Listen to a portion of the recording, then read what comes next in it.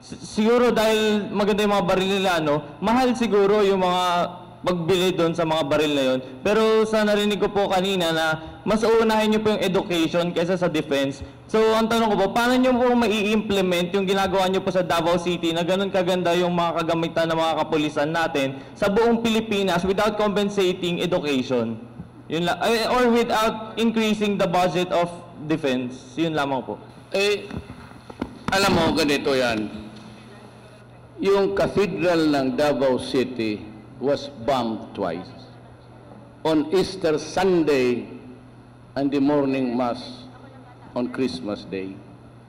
Yung airport ko binomba.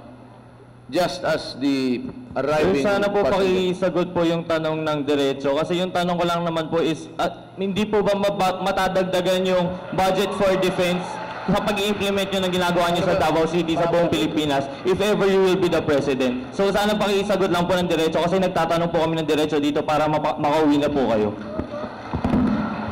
Ang naririnig ko lang kasi, sabi ko, baril-barilan lang So, sabi ko, I'm preparing for it because from time to time, sabi ko, nagbubumba. So I have to deploy more policemen, nakikita mo. Naiintindihan ko po na kailangan po yun. Maganda yun. Kasi sinisigurado ko yung baril nila pumuputok.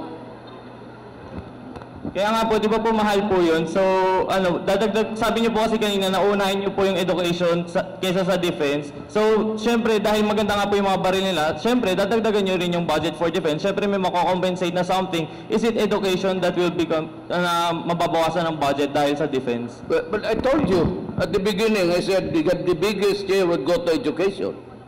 Then, sabi ko, agriculture, that's a food. Then, health.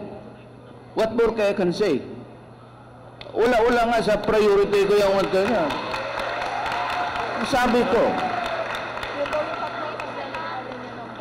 And one word I say, it's education.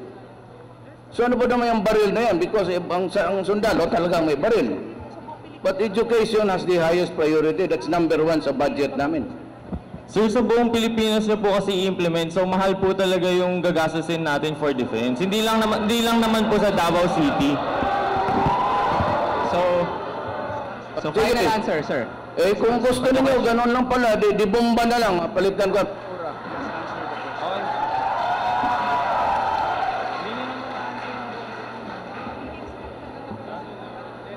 Okay? Okay na, sir. Have I answered your question?